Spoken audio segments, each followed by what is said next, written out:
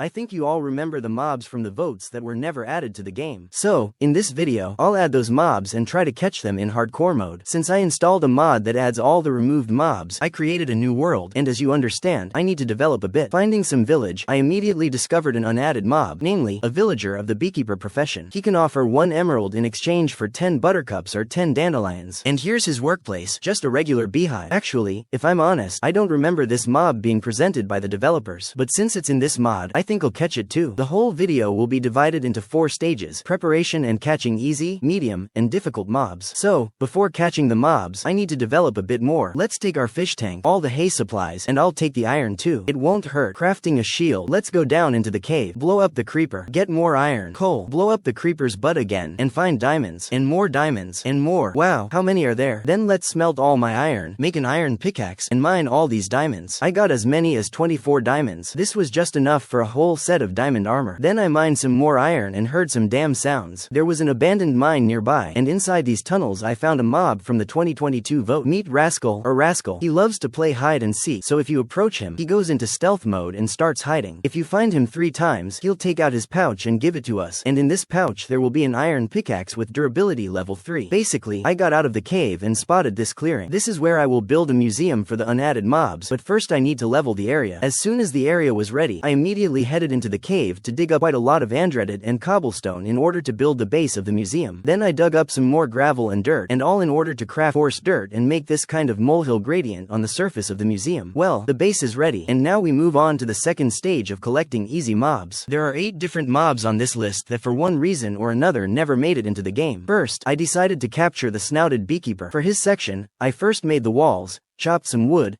cut the leaves, and designed this kind of room. We settle this beekeeper citizen, and the first easy mob is caught. The next mob is the buttercup cow. Basically, it's just an ordinary cow with this beautiful yellow texture. But for further museum design, I will need silk touch. So, I went back down into the cave, mined the required amount of diamonds, upgraded my tools, mined obsidian, and committed cow genocide. While I was mining leather, I also tamed a horse and happened to meet a buttercup cow. I'll come back for them later, but for now, I need to make bookshelves, an enchanting table, and enchant the pickaxe with silk touch. I spent a lot of levels trying to enchant the pickaxe with silk touch, but it didn't work, so I mined some more obsidian for the portal. In the nether, I farmed experience by mining quartz and eventually managed to enchant an iron pickaxe with the enchantment I needed. Then I crafted leads and went back for the cows. Also, here I found a new flower that could have been in the game, the buttercup. I returned with 2 cows and settled them in this room. I also bred them to make it even cozier for them. Next, I went in search of villages where I want to find one additional structure. In the first village, I didn't find it, but there was a pulpit that I successfully confiscated and some free food that I simply couldn't pass by. In another village, I also took all the hay and noticed a new structure, copper golems. They are currently not in motion, but if you clean them with an axe, they immediately start moving. They like to press various buttons, thereby activating all sorts of mechanisms. I won't take these golems because you can also create them yourself. I collected the necessary resources here, but it wasn't enough,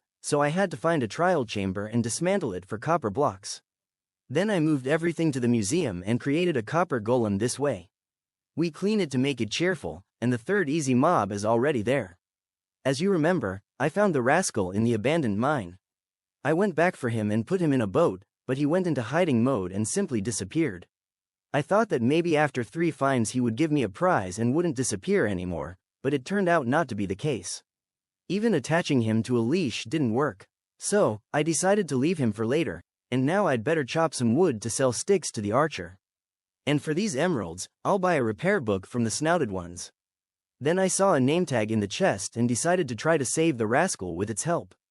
Quickly give him a name, and it seems he doesn't disappear. This is great news, because I already thought that I would have to build something unimaginable to catch him in the right place.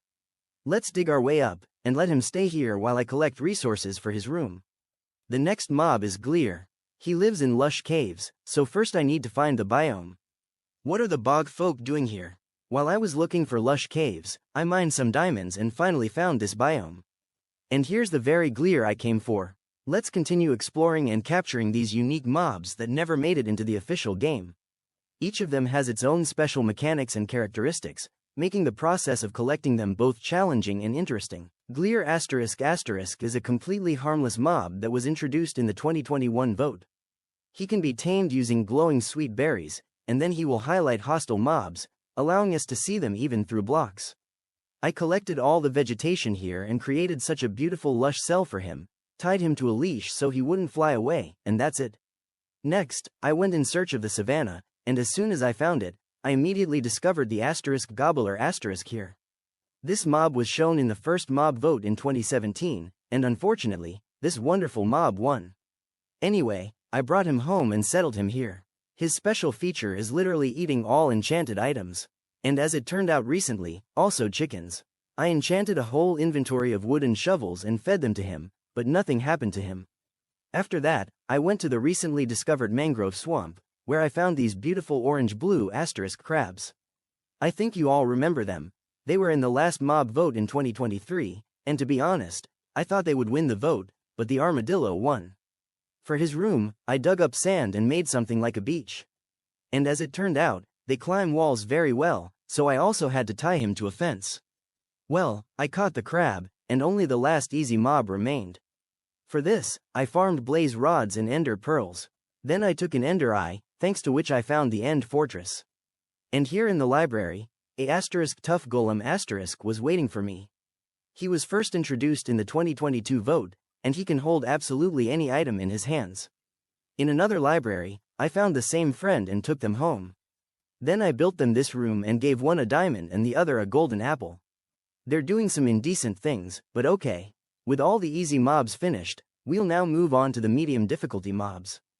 These mobs will be more challenging, so to avoid dying from the next mob, I collected food, bought arrows, and killed the dragon. Let's continue exploring and capturing these unique mobs that never made it into the official game. Each of them has its own special mechanics and characteristics, making the process of collecting them both challenging and interesting. After finding the end city with the ship, I took the asterisk elytra. Then I flew around, looted more chests, and returned with these items. Before searching for and catching the next mob, I gathered various resources for its room, and perhaps some of you have already guessed. The next mob is the asterisk ice thrower asterisk, which was in the 2020 vote and can drop ice blocks on the player's head. Of course, I could use a totem of undying just in case, but let's take a risk without it. After some time, I found some kind of hut in the tundra. There was an asterisk illusioner asterisk and a bald head in the basement. Since I've already encountered him and it didn't end well, I placed a boat at the entrance, and he got into it. Fortunately, while in the boat, he can't deal damage to me. After moving away from the hut a bit, I noticed some pumpkins. I decided to check it out, and there was another illusioner. I won't take the second one with me, so I killed him, and he dropped some kind of asterisk illusion totem. I dismantled this location a bit and brought it to the museum along with the illusioner. My initial goal was to find the ice thrower, so I went searching again and finally found his hut.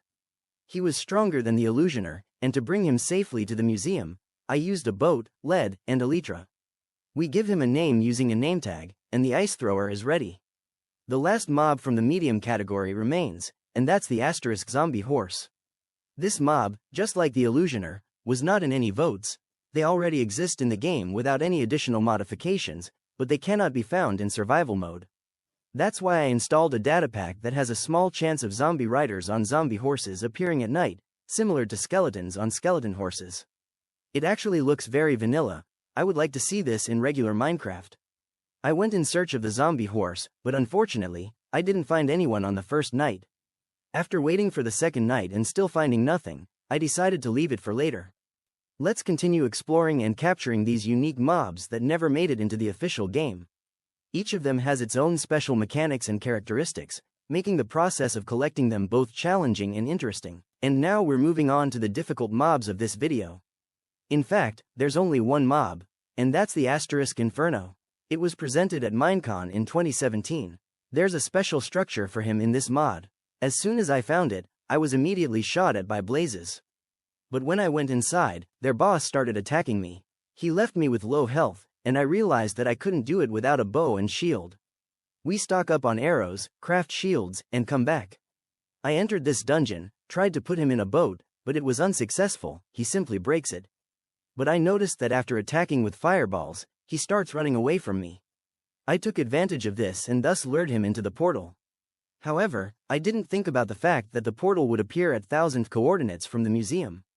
Well, I didn't want to bother with this inferno anymore, so I just found a new dungeon, mined a lot of nether quartz, and started building a staircase up. Then I got to the roof and started removing bedrock legally using TNT. The hole is ready. Now let's activate the portal to the museum and put railings on both sides of the entire path. Next, we lead him up the stairs and onto the nether roof, and then straight into the portal. He was already there, so I first broke the portal and then pushed him down. The last mob is definitely left. To decorate the cell, I dismantled the spawner room and moved it to the museum, then I waited for night, went out in search, and finally found them.